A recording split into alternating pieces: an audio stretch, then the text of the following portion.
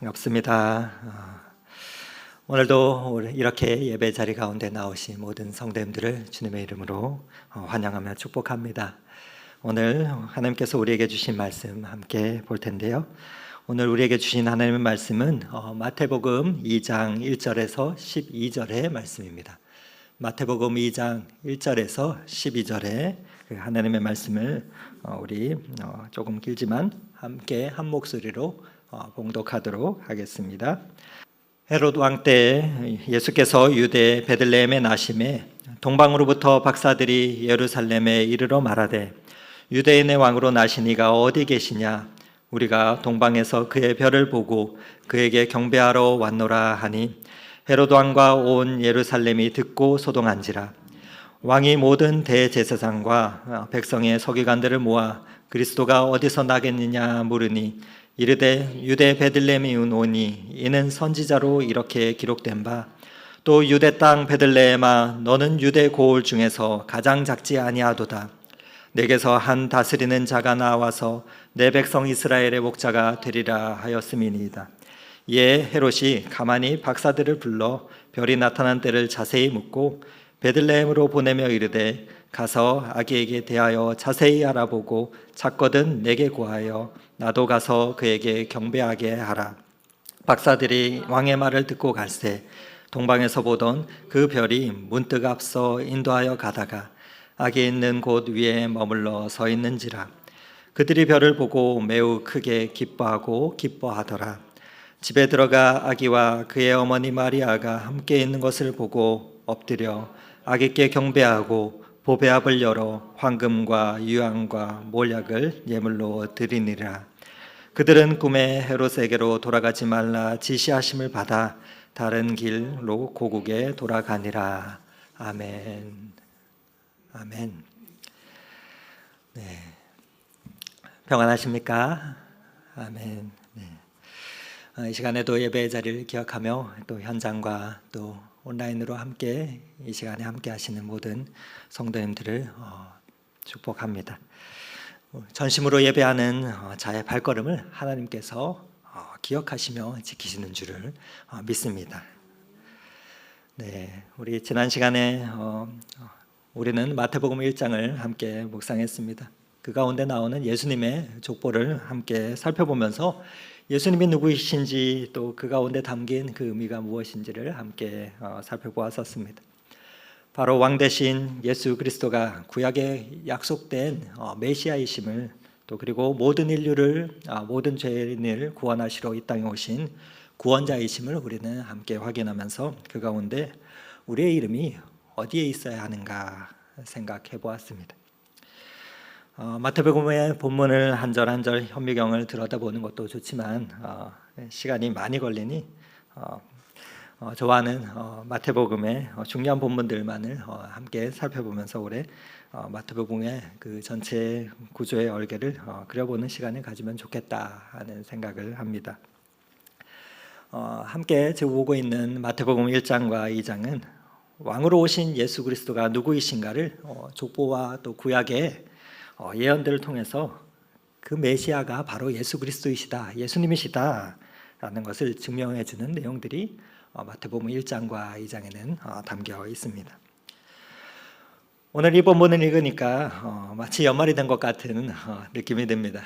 오늘 본문은 보통 성탄 시즌에 많이 우리가 접하게 되는 본문이 아닌가 생각이 되죠. 오랫동안 신앙생활을 하며 많이 익숙한 이야기이고 또 어린 시절 재밌게 듣던 동방 박사의 그 이야기가 담겨 있기 때문에 그렇습니다.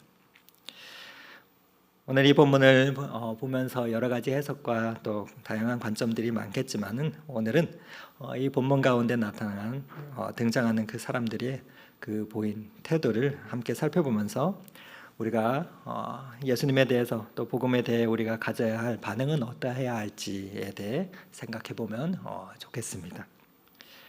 왜냐하면 마태복음은 이야기가 이어지는 내내 이와 같은 반응과 태도가 계속해서 반복되며 이어지기 때문에 그렇습니다. 그리고 우리에게도 그 반응들을 보여주면서 어느 편에 서며 선택할지를 우리의 반응을 묻기 때문에 그렇습니다. 오늘 2장에서는 왕으로 나신 그리스도에 대한 상반된 반응을 묘사해 주고 있습니다. 복음은 언제나 검과 같습니다. 신앙의 진리를 가르고 또 주님을 향한 우리의 마음을 드러내기 때문입니다. 믿는 자와 믿지 않는 자를 양분하기 때문에 그렇습니다. 오늘 말씀은 이렇게 시작합니다. 헤롯 왕 때 예수께서 유대 베들레헴에 나시매라고 말씀이 시작됩니다. 예수님은 구약 성경의 예언대로 미가 선지자의 말씀대로 다윗의 동네 베들레헴에서 나셨습니다. 당시 제국의 중심지였던 로마가 아니라 속국 이스라엘에서, 그것도 종교의 중심지였던 예루살렘이 아니라 변방 베들레헴에서 나셨습니다. 예언대로 오셨지만 예상을 뒤엎는 사건이었죠. 새로운 왕국의 통치자로 이 땅에 오시는 데 있어 큰 중심에서 그 모든 것들이 시작되고 집중되는 그 세상의 통념을 깨고 출현하셨습니다. 이는 오늘의 번영이 내일의 쇠락이 되는 그 제국의 권력의 또 무상함과 헛됨을 우리에게 알려주시기 위함이기도 합니다. 그러한 세상의 상식을 뒤엎고 위대한 탄생 가운데 당혹과 기쁨이 교차하고 있음을 오늘 말씀을 보면 발견하게 됩니다. 만왕의 왕의 탄생 이야기는 한 이방인의 방문을 통해서 온 예루살렘의 소동이 일어나는 것으로 시작이 되지요. 이어지는 본문 말씀이 어떠합니까? 동방으로부터 박사들이 예루살렘에 이르러 말하되 유대인의 왕으로 나신 이가 어디 계시냐? 우리가 동방에서 그의 별을 보고 그에게 경배하러 왔노라 하니 헤롯 왕과 온 예루살렘이 듣고 소동한지라 라고 말씀합니다. 바로 왕이 나셨다는 이 소식에 당시 왕이었던 헤롯 왕과 예루살렘이 소란에 휩싸입니다. 예수님의 탄생은 큰 기쁨이자 좋은 소식이죠. 단순히 몇몇 사람에게만 주어지는 것이 아니라 모든 인류에게 주어진 복된 소식이고 기쁨의 소식입니다. 그 소식이 바로 예수님이 이 세상에 오셨다는 것입니다. 그런데 놀랍게 예수님의 이 탄생을 기뻐하지 아니하는 사람들이 있었습니다. 바로 오늘 헤롯 왕과 또 예루살렘의 유대인들이 이 왕의 탄생의 이야기를 소식을 들으며 기뻐하지 않았습니다. 오늘 말씀은 본문은 소동했다 기록하고며 표현합니다. 이것은 난리가 났다는 그런 의미이기도 하겠지만은 원문을 보면 요동치게 하다 또 괴로워했다라는 의미가 담겨 있습니다. 즉 유대인의 왕으로 오신 이가 있다는 그 소식을 들었을 때 이들은 기뻐하지 않고 오히려 충격에 휩싸였습니다. 그들의 심기는 불편해졌습니다. 그 이유가 무엇이었을까요? 그것은 하늘 아래 두 개의 태양이 존재할 수 없기 때문입니다. 비록 로마 황제의 아래 있지만, 그리고 적어도 예루살렘에서는, 유대 땅에서는 자신이 지금 최고의 통치자인데 자기 말고 다른 왕이 왔다는 그 소식을 용납할 수 없었던 것이죠. 그 대표로 표현되는 인물이 누구입니까? 바로 오늘 본문에 나오는 헤롯 왕입니다. 그 헤롯 왕은 어떤 인물이었을까요? 헤롯 왕은 예수님 출생 당시에 유대 땅을 통치하던 헤롯 대왕이라고 우리가 부르는 왕이었습니다. 이스라엘과 유다를 다스렸던 왕인데 그는 헤롯 안티파테르 2세의 5자녀 중에 차남이었습니다. 그의 아버지였던 헤롯 안티파테르 2세는 로마의 율리우스 카이사르에게 유대 행정관으로 임명을 받게 되면서 헤롯 왕가는 시작이 됩니다. 그의 아버지는 이두메인이었습니다. 바로 에돔 사람이었죠. 유대인의 지지를 받지 못하는 이방인이었습니다. 그는 그래서 유대인의 지지를 얻고자 유대인으로 개종도 합니다. 하지만 그와 그의 후손은 계속해서 이방인이라는 꼬리표를 뗄 수가 없었습니다. 헤롯 왕은 젊은 나이 25살에 갈릴리 총독으로 부임하게 됩니다. 그러면서 부임 직후에 일어났던 산적의 난을 제압함으로써 유대인들과 당시 로마 당국의 지지를 이끌어내며 당시 로마 황제였던 아구스도에 의해서 유대인의 왕으로 임명을 받게 됩니다. 그러나 그는 지나치게 권력에 집착하며 또 계속되는 로마의 정권의 그 교체 속에서도 자신의 자리를 지키기 위해서 과중한 세금과 각종 건축들과 또 계속되는 권력의 암투 속에서 그 자리를 지키기 위해 자신의 아내와 자식들 또 친척들까지 살해할 만큼 무자비한 성격을 지닌 포악한 왕이 되어갑니다. 그런 헤롯 왕의 반응이 오늘 본문에 담겨 있죠.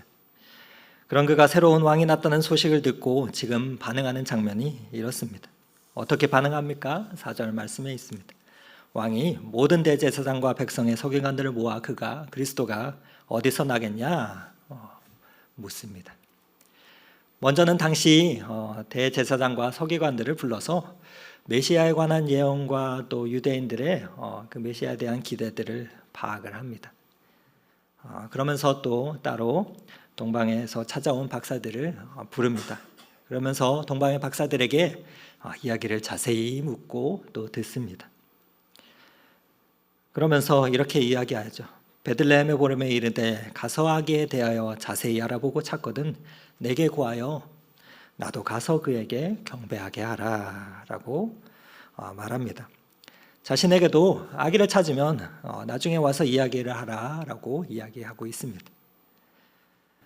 동방의 박사들에게 유대인의 왕이 태어났다는 소식을 듣고 겉으로는 왕의 탄생을 축하하는 태도를 오늘 보이고 있지만 그의 속마음에는 자기 왕위를 빼앗길지도 모른다는 그 두려움의 시기와 적대적으로 변하는 모습들을 우리는 발견하게 됩니다. 헤롯은 유대의 왕이 될 수 있는 자격이 없었지만 오로지 자신의 야망과 곤모술수와 또 그것들로 왕위를 얻게 됩니다. 그랬기에 자신의 왕위에 도전하는 사람은 누구든지 제거의 대상이 될 뿐이었던 것이죠. 그는 결국 정치적으로 반응하며 새로운 왕의 탄생을 자신의 왕권의 위협으로 받는다는 생각에 예수님을 죽이기 위해 베들레헴의 모든 2살 이하의 영아들을 살해하는 그 악함을 보이죠. 헤롯 왕은 자신의 그 왕권을 빼앗기지 않으려고 참 왕으로 오신 그리스도를 죽이려고 하는 자들로 대표됩니다. 예수님을 왕으로 받아들이지 못하는 사람들의 마음은 이와 같습니다. 헤롯이 유대 땅을 다스리고 있었던 것처럼 우리는 우리 자신의 마음의 왕인 것처럼 살아가고 있습니다. 여전히 많은 사람들이 예수님을 왕으로 받아들이지 않고 스스로 왕 노릇하려 하죠. 내가 내 마음의 주인이 되어서 내 마음대로 살고 싶은 욕망이 우리의 마음속에 있습니다. 그러면서 예수님이 왕이 되시면 내가 원하는 것을 못하게 되고 원하지 않는 일을 해야 한다고 거부합니다. 헤롯 왕이 무고한 아기를 죽이면서까지 자신의 그 권력을 유지하고 싶었던 것처럼 우리는 완강하게 주님의 주인 되심을 부인하며 발버둥 칩니다. 그래서 결국 예수님을 우리의 마음에서 제거해버리죠. 그리고 쌓게 되는 것은 무엇입니까? 자신의 왕국입니다. 헤롯 왕이 유대인의 환심을 사기 위해서 엄청난 헤롯 성전을 건축하였다 할지라도 이는 결국 자신의 왕국을 세우고 있는 것이었습니다. 이처럼 내가 왕이 되기를 멈추고 내 것이라 주장할 만한 것이 하나도 없어야 한다는 그 복음의 요구는 우리를 늘 불편하게 합니다. 하지만 우리가 움켜쥔 것들을 놓지 않고는 우리의 욕망의 아성을 무너뜨리지 않고는 왕으로 오신 그 예수님을 우리는 온전히 맞이할 수 없습니다. 이 땅에 내 나라와 하나님의 나라가 공존할 수 없기 때문이죠. 세상은 진정한 왕으로 오신 그분을 모르기에 유한한 왕에 연연하며 소동합니다. 그 왕을 깨닫지 못했기 때문에 왕의 나심을 듣고도 소동하며 요란하는 것이죠. 그들은 소동이 아니라 기뻐하며 찬양했어야 합니다. 오늘날 세상도 마찬가지였죠. 왕이신 예수 그리스도를 알지 못하기 때문에 여전히 태어난 척 무시하며 또 소동하며 또 정치적으로 다양한 방식으로 반응하는 것입니다. 오늘날에도 이처럼 하나님 대신 왕이 되려는 이들이 참으로 많습니다. 우리도 예수님을 믿기 전에는 이와 같은 스스로 왕노릇하며 살던 자들이었습니다. 하지만 하나님의 그 은혜로 예수님의 왕되심을 인정하는 자들이 되었습니다. 우리는 오늘 본문의 헤롯 왕의 그 모습을 보면서 다시금 우리의 중심을 차지하고 있는 옛사람의 모습이 남아있지는 않는지, 우리의 마음속에 헤롯은 제거되었는지 살펴보아야 할 것입니다. 이와 같이 헤롯 왕과 같은 그러한 반응이 있다면 또 다른 반응은 어떠한 반응일까요? 우리는 이어지는 본문에서 대제사장과 서기관의 모습을 통해서 또 다른 반응의 모습을 발견하게 됩니다. 4절에서 6절의 말씀인데 말씀을 읽어드립니다. 왕이 모든 대제사장과 백성의 서기관들을 모아 그리스도가 어디서 나겠냐 물으니 이르되 유대 베들레헴이오니 이는 선지자로 이렇게 기록된 바 또 유대 땅 베들레헴아 너는 유대 고을 중 가장 작지 아니하도다. 내게서 한 다스리는 자가 나와서 내 백성 이스라엘의 목자가 되리라 하였음이니이다. 라고 대제사장과 서기관들이 대답합니다. 헤롯 왕이 자신의 왕권을 적극적으로 대적했다면 헤롯의 물음에 답하는 제사장들과 서기관들은 이 메시아에 대한 예언을 알고 공부하고 또 어디서 나실지 정확히 알았음에도 자신들과 무관하게 반응하고 있는 모습을 보게 됩니다. 그들은 성경을 연구하고 묵상하며 가르치던 자들이었습니다. 그런 자들로 예루살렘 성 안에 성전에 있었습니다. 그런데 헤롯의 무릎에 미가서의 그 말씀을 인용하며 동방의 박사들에게 베들레헴에서 예수님이 나실 것을 설명했습니다. 그들의 신학적 지식은 완벽해 보입니다. 그러나 그들은 그저 아는 것으로 그치고 많은 것을 보게 됩니다. 단 한 사람도 주님을 찾는 자가 없었습니다. 오히려 그들의 지식은 주님을 대적하는 자들에게 정보를 제공하는 그 일에 일조하는 것을 보게 됩니다. 이처럼 우리도 복음과 무관한 삶으로 자신의 그 기대와 지식 또 한계와 잣대 속에서 하나님의 뜻을 구겨놓고 있지는 않는지, 그 뜻의 의미를 알려고 하지도 않고 때로는 하나님의 뜻이 이 땅에 이루어짐에 대한 그러한 기대도 없이 살아가고 있는 모습 때문에 하나님의 뜻을 수수방관하고 있지는 않는지. 앞서 헤롯 왕의 복음에 대한 반응이 적대적이었다면 이들의 반응은 무관심이라는 그 단어로 표현할 수 있을 것입니다. 이들은 복음에 대해서 지식적으로 또 교리적으로는 잘 알았지 모르겠으나 그 복음에 내 삶을 걸라는 그 말에는 동의하지 못했던 사람들이었습니다. 그토록 기다리며 고대했던 그 메시아가 오셨음에도 반응하지 못하는 그러한 신앙입니다. 이러한 반응의 모습을 보며 사도 바울은 이렇게 우리에게 신앙의 경고를 합니다. 그들이 하나님을 시인하나 행위로는 부인하니 가증한 자요 복종하지 아니하는 자요 모든 선한 일을 버리는 자니라 라고 말합니다. 여러분, 그러나 이 만일 대제사장과 서기관들이 대답했던 미가서 5장의 말씀, 베들레헴아 에브라다야 너는 유다 족속 중에 작을지라도 이스라엘을 다스릴 자가 내게로 나올 것이라 그의 근본은 상고에 영원히 있느니라 하는 이 말씀에 반응했다면 분명히 놀랍고 놀라운 경험을 하였을 것입니다. 그러나 무관심한 반응에 아무런 역사도 경험하지 못함을 보게 됩니다. 하나님의 역사와는 상관없는 자가 되고 말았습니다. 여러분은 우리가 날마다 읽어오고 또 공부하고 또 믿고 고백하는 그 말씀에 진정으로 반응하게 된다면 우리가 어떻게 될까요? 또 우리에게는 어떠한 일들이 벌어지게 될지요? 한번 다음 말씀들을 함께 한 절 한 절 한번 읽어보도록 하겠습니다. 우리가 선을 행하되 낙심하지 말지니 포기하지 아니하면 때가 이름에 거두리라. 마태복음 16장 또 말씀입니다. 이에 예수께서 제자들에게 이르시되 누구든지 나를 따라오려거든 자기를 부인하고 자기 십자가를 지고 나를 따를 것이니라. 요한복음 말씀입니다. 그 후에 예수께서 모든 일이 이미 이루어진 줄 아시고 성경을 응하게 하려 하사 이르시되 내가 목마르다 하시니. 다음 말씀입니다. 여호와께서 모세에게 이르시되 바로에게 들어가서 그에게 이르라. 히브리 사람의 하나님 여호와께서 말씀하시기를 내 백성을 보내라. 그들이 나를 섬길 것이니라. 다음 말씀입니다. 나는 너를 애굽 땅에서 인도하여 낸 여호와 내 하나님이니 내 입을 크게 열라 내가 채우리라 하였으나. 마태복음 말씀을 또 읽습니다. 그러므로 너희는 가서 모든 족속을 제자로 삼아 아버지와 아들과 성령의 이름으로 세례를 베풀고 내가 너희에게 분부한 모든 것을 가르쳐 지키게 하라. 볼지어다 내가 세상 끝날까지 너희와 항상 함께 있으리라 하시니라. 이사야 말씀을 읽습니다. 내가 맹인들을 그들이 알지 못하는 길로 이끌며 그들이 알지 못하는 자를 길로 인도하며 암흑이 그 앞에서 광명이 되게 하며 구분대를 곱게 할 것이라. 내가 이 일을 행하여 그들을 버리지 아니하리니. 아멘. 몇몇 성경의 말씀 구절들을 우리가 읽었습니다. 익숙한 말씀들이죠.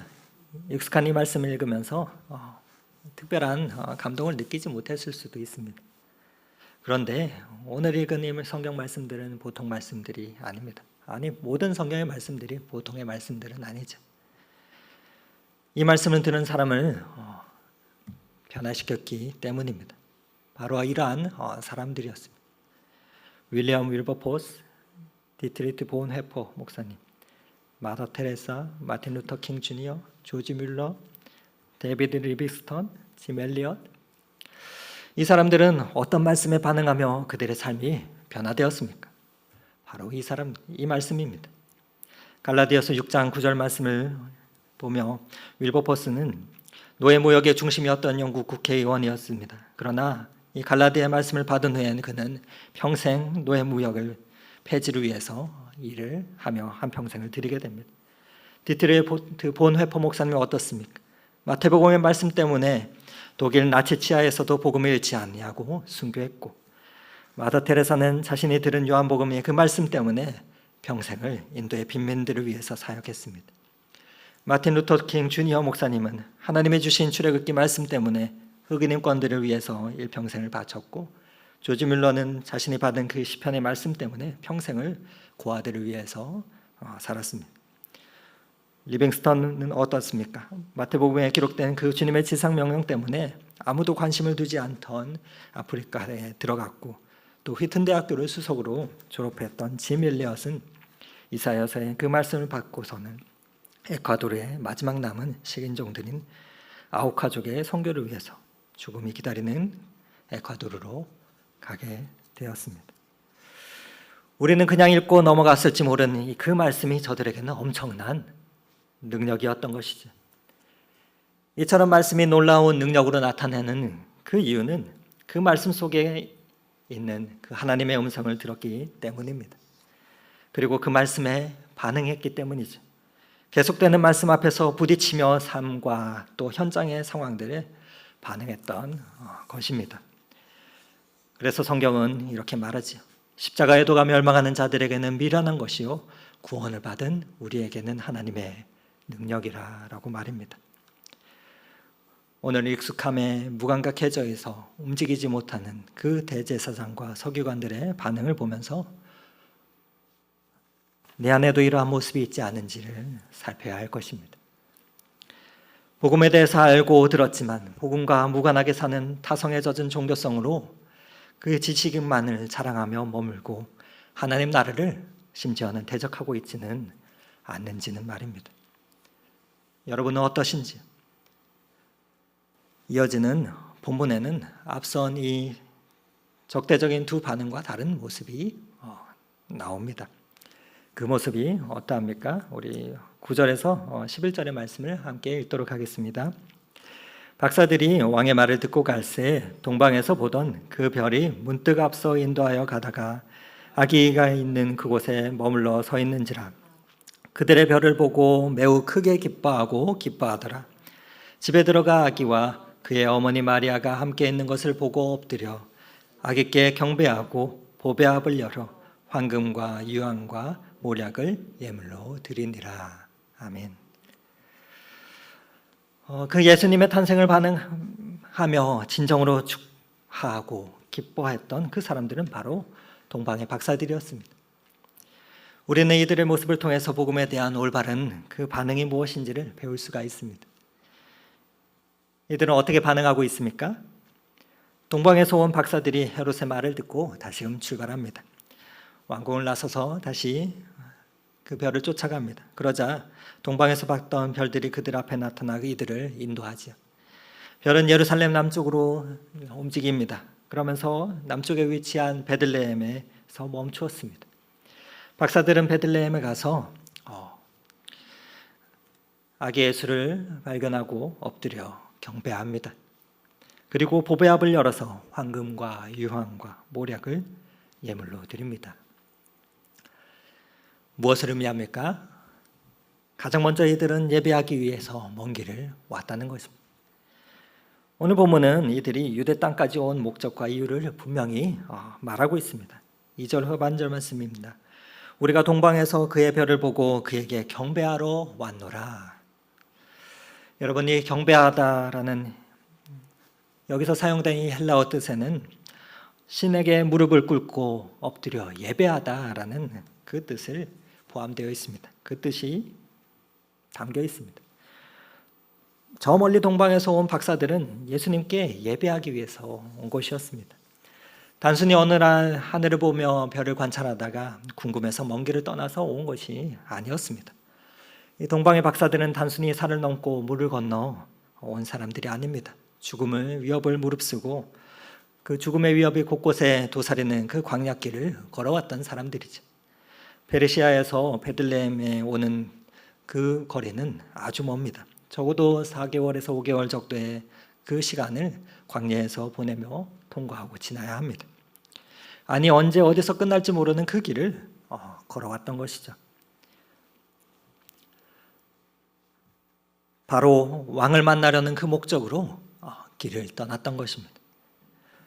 우리의 경배의 동의는 그렇게 시작되는 것입니다. 예배는 그렇게 시작되는 것입니다. 우리가 이 자리에서 드리는 이 예배만이 아니라 우리가 이 시간 이 자리에 나오기까지의 그 전 과정이 예배에 담겨 있는 것입니다. 왜냐하면 예배는 경배의 대상이 되시는 그분과 우리의 삶이 맞닿아 공명되어 울리는 순간이기 때문에 그렇습니다. 이는 단순히 물리적 거리만을 이야기하는 것은 아닐 것입니다. 아무리 같은 공간과 장소에 있다 할지라도 심리적으로는 먼 거리에 동떨어져 있는 이들도 많기 때문에 그렇습니다. 예배는 하나님을 만나려는 헌신입니다. 모든 상황과 환경을 넘어서 헌신 없이는 참된 예배가 불가능합니다. 왜 동일한 예배를 드리면서 누구는 하나님을 만나는데 누구는 그렇지 못합니까? 이는 예배자의 그 자세에 있는 것이죠. 전심으로 그분을 만나려고 하십시오. 오래 지속되는 코로나로 인해서 우리에게 무뎌진 열망과 또 그러한 자세가 있다면 하나님을 만나려는 그 열망을 다시금 내 안에 부어주시옵소서 하고 기도해야 할 것입니다. 예레미야서에서는 이렇게 말씀합니다. 너희가 온 마음으로 나를 구하면 나를 찾을 것이요 나를 만나리라 말씀합니다. 동방의 박사들은 두 번째로 이들은 경배에 합당한 예물을 준비하며 나왔습니다. 11절 말씀이죠.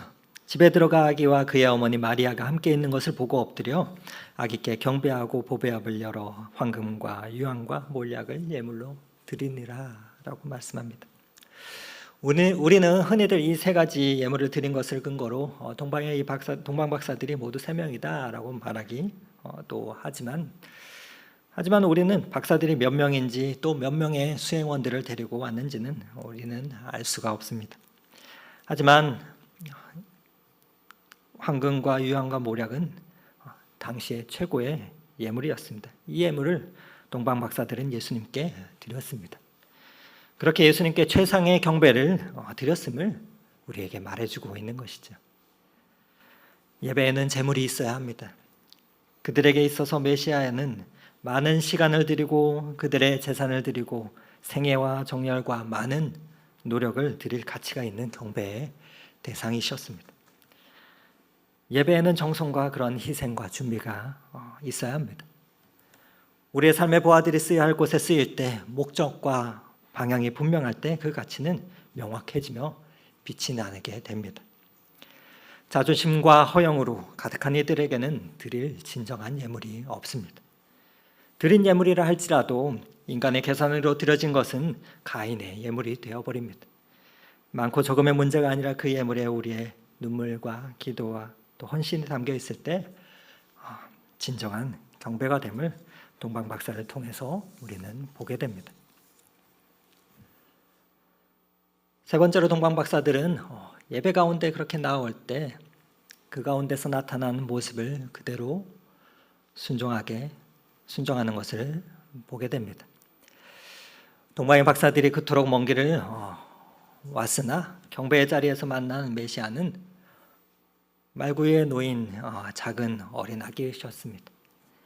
그들의 기대가 어떠했는지는 우리는 알 수 없지만 그들은 아기 앞에 엎드려 최상의 예배를 드렸습니다. 정성으로 준비한 그 모든 것들을 아기 예수께 드렸죠.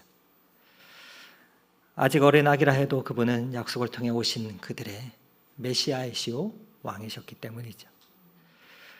우리는 큰 경험과 놀라운 간증들에 자극을 받으면 내 속에 역사하는 작은 것들을 간과하기가 쉽습니다. 그러나 나의 경험 이전에 내게 느껴지는 굉장한 감격 때문이 아니라 진리 때문에 반응하며 왕으로 섬길 수 있는 자들만이 진정한 예배의 사람이 됩니다. 동방 박사들은 언제 어디에서 끝날지 모르는 그 길을 걸어오면서 온 생을 바쳐가며 별을 따라왔습니다. 그러나 그들이 메시아를 만난 순간만큼은 기대를 내려놓았습니다. 내가 생각한 그 상황이 아니고 그 감격이 아니어도 세미한 음성을 무시하지 않을 수 있는 그 겸손이 있을 때 우리는 우리의 경험을 초월하여 역사하시는 그 하나님의 크심을 경험하고 또 온전히 반응할 수 있습니다. 그리고 그 경험 속에서 우리는 그리스도가 주인 되심을 인정하며 경배하는 온전한 참된 예배자가 되는 것이죠. 이것이 우리가 마땅히 드릴 예배의 자세이자 또 경배에 합당한 반응일 것입니다. 오늘 동방의 박사는 유대인이 아닌 이방인들이었습니다. 메시아의 오심에 관심이 많던 그러한 지혜자들이었습니다. 그들은 예수님을 경배하기 위해서 시간을 들였습니다. 별들의 징조를 바라보며 머나먼 길을 예수님을 찾아왔습니다. 그 가운데 목숨을 건 위험한 일들도 감내했을 것입니다. 그렇게 찾아온 어린 예수 앞에서 겸손하게 경배하였습니다. 그렇게 그들의 건강과 시간과 삶은 예수님을 예배하기 위해 바쳐졌습니다. 그들의 학문은 예수님을 연구하는 일에 쓰여졌습니다. 그들의 소유는 예수님을 경배하는 일에 드려졌습니다. 하나님은 이런 동방 박사들이 피신하기 전에 왕으로 오신 주님을 만날 수 있도록 그들을 인도하셨음을 오늘 본문을 통해서 우리는 발견하게 됩니다. 언제나 주님을 찾는 자들에게는 하나님은 만나 주십니다. 그렇게 메시아 아기 예수를 만난 이들의 발걸음은 그렇게 어떻게 됩니까? 우리 12절 말씀인데 함께 한번 읽어보도록 하겠습니다. 그들은 꿈에 헤롯에게로 돌아가지 말라 지시하심을 받아 다른 길로 고국에 돌아가니라. 하나님은 예수님을 찾아와 경배했던 동방 박사들을 헤롯 왕의 그 위협으로부터 보호해 주셨습니다. 헤롯 왕을 피해서 안전한 길로 귀향하도록 그들을 인도해 주셨습니다. 경배가 목적인 사람의 인생은 하나님께서 끝까지 책임지십니다. 예배가 목적인 사람의 인생은 하나님이 끝까지 책임지십니다. 헤롯 왕의 사주를 받아도 정확한 그 갈 길로 가게 되어 있습니다. 우리는 잊지 말아야 합니다. 우리는 내가 잘나서 유혹에도 이기고 이 땅에 만연한 그 이단에 안 넘어가는 것이 아니라 그 하나님의 지키심 가운데 있기 때문이라는 것을 말입니다. 지금도 하나님께서는 당신을 왕으로 인정하며 그분을 전심으로 찾고 경배하는 자들의 그 인생을 지켜주십니다.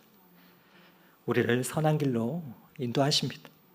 내가 사망의 음침한 골짜기로 다닐지라도 해를 두려워하는 것은 주께서 나와 함께 하심이라 주의 지팡이와 막대기가 나를 안위하시나이다 라는 그 다윗의 고백처럼 말입니다.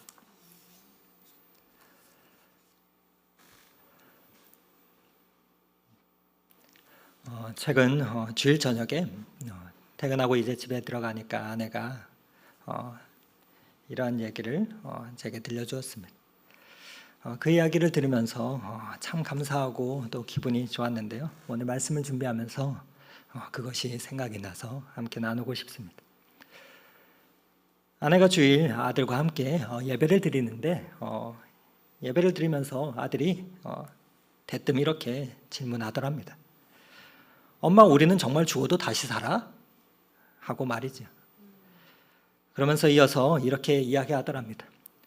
그럼 정말 좋은 거네? 그럼 정말 좋은 거네? 라고 이야기하는 그 어린 아이의 반응과 그 표정을 보면서 아내가 그 모습에 그날 은혜를 참 많이 받았다, 은혜가 참 많이 되었다라고 말하는 그 고백을 들었습니다. 어떤 때는 예배자의 모습만으로 은혜를 받기도 합니다. 이야기를 전해 듣는 저는 그 아들의 그 표정을 보지는 못했지만 그 표정과 말투, 그 아이의 반응이 상상이 되었습니다. 교회 학교에서 함께 예배를 드리면서 한 달 동안 암송하고 있는 암송 구절이 이러했기 때문입니다. 예수께서 이르시되 나는 부활이요 생명이니 나를 믿는 자는 죽어도 살겠고 무릇 살아서 나를 믿는 자는 영원히 죽지 아니하리니 이것을 내가 믿느냐? 여러분은 어떠십니까? 이것을 내가 믿느냐? 그 물음에 어떻게 반응하시렵니까? 우리는 결코 정치적으로 반응했던 헤로드 왕과 같이 또 무관심과 무지로 반응했던 제사장들과 서기관들과 같이 반응할 수 없습니다. 먼 길을 달려와 어린 아기 예수께 경배했던 동방의 박사들처럼 또 말씀을 그대로 믿으며 그럼 정말 좋은 거네? 이야기하는 어린아이처럼 전심으로 반응해야 할 것입니다. 아이의 고백과 오늘 말씀의 12절에 그들은 지시하심을 받아 다른 길로 돌아갔느니라, 이 말씀을 보면서 시편의 한 말씀이 떠올랐습니다. 시편 5편이 12절의 말씀입니다. 여호와여 주는 의인에게 복을 주시고 방패로 함같이 은혜로 그를 호위하시리로다.